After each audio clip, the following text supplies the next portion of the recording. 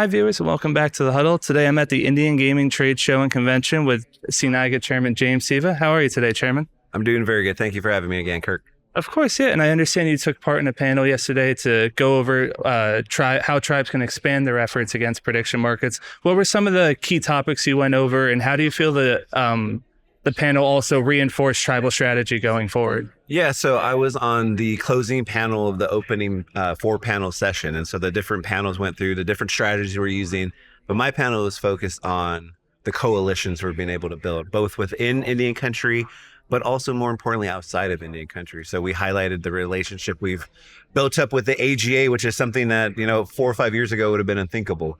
But then we've also found, interesting partnerships with some legislators from purely anti-gaming states, states like Utah and Texas, which are, not normally tribal allies, but on this instance, they have been. And so just reinforcing that this is an issue that is affecting tribal sovereignty, but it's affecting state sovereignty, and it's affecting a lot of different people in a lot of different ways. So the coalition is built in, and we were just re-emphasizing that point. Myself and Chairman Bean had that opportunity to let everyone know we are doing this together, and because we're moving forward together and in the right way, we're going to win on this issue.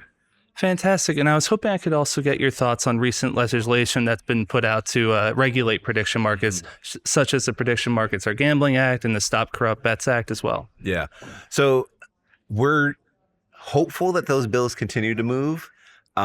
We know, which is the breakdown of how Congress is situated with, it being such a partisan issue, that we're going to need help from both sides of the aisle. And we're getting a little bit, which is surprising, but I think there's still a lot of work to do on that side. And I think that's going to be the key to this issue, is finding support on both sides.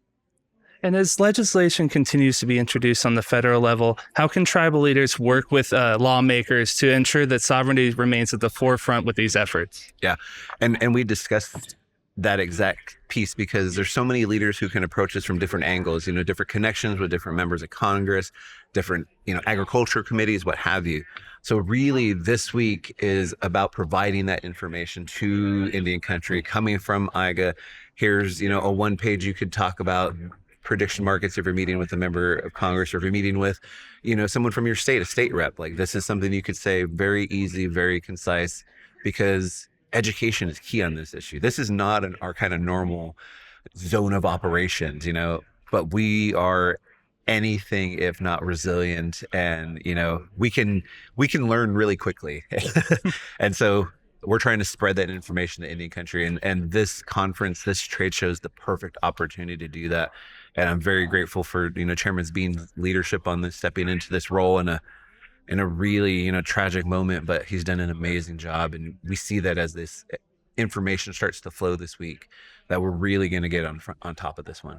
Absolutely. And as you kind of pointed out, your panel also discussed the possibility of building coalitions based around shared interests in consumer protection. Could this serve as a path forward for tribes and their efforts against prediction markets? Absolutely. I think that is the path forward. I think this is an issue, while it affects Indian country, is bigger than just Indian country. And I think you see that as we find partnerships in very strange places. Politics often creates strange bedfellows, and this is one of those issues where we're seeing that. But as we move forward, I think that coalition just builds, and I think the strength in numbers is real. And I think that's going to be the thing that really moves this issue in the right direction for us. And stepping away from prediction markets, you were also reelected as chairman in December. What does it mean to have continued support from the organization, and how does it also showcase tribal unity in California? Yeah, that was really special for me. Reelected by acclamation, complete support, which is, I think it's a testament not so much to my leadership, but the work that the tribal leaders in California are willing to put in. I stress over and over that CNIGA is a platform for discussion. It's a platform for ideas to be created and work through. And we're just there to be that kind of, almost that mirror for Indian country, to be like, this is what you're saying, and this is what you're seeing, and this is what you need to do now. And I think that's really what that reflects is my reelection is not so much about myself or my leadership, but it's about, the unity that exists in Indian country and California. And I think we're as strong as we've ever been.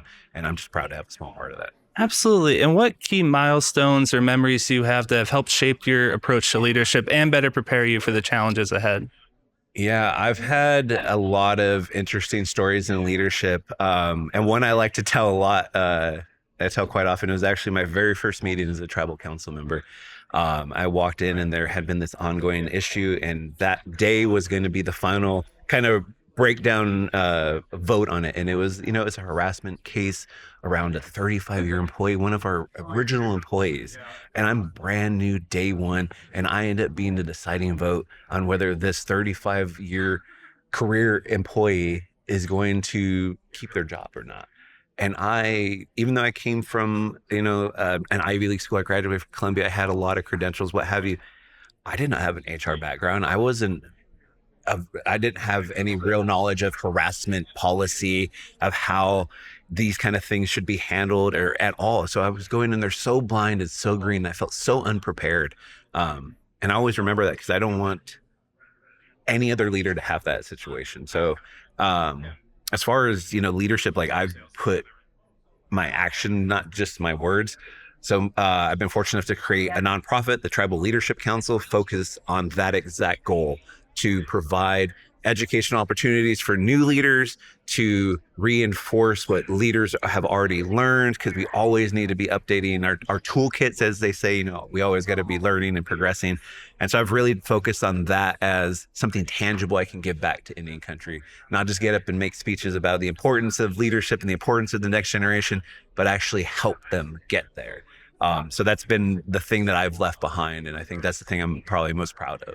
Yeah, no, that's honestly truly amazing. And finally, being here at IGA 2026, how has the conference, become a staple in Indian gaming? And also, what type of opportunities are provided when tribal leaders such as yourself are brought together in one room? Yeah, IGA is, like, for me, it's the conference. It's the one you need to be at. It's the one where you get to connect with so many different leaders in Indian country. I actually just stepped out of the annual membership meeting. And that's a great thing to see, because you see so many leaders from so many different tribes with decades of knowledge just in there exchanging ideas and working together. And I think that's a wonderful thing. But one of the things that IGA does so well is create opportunities for networking and relationship building, because in Indian country, relationships are everything. Trust is everything. And I think that's really one of the strengths of the trade show, is that it's a show. They know how to put on a good show. And I know it's been very different this year without Chairman Siva. It's always wonderful that. Yeah, no, absolutely. We thank you so much, and definitely understandable, get emotional. I think there's definitely a presence felt here, even though he's gone. And it's amazing to see IGA continue to build and honor his legacy as well. And we thank you so much for joining us on the Huddle today, Chairman. For Global Gaming Insider, I've been Kirk Geller.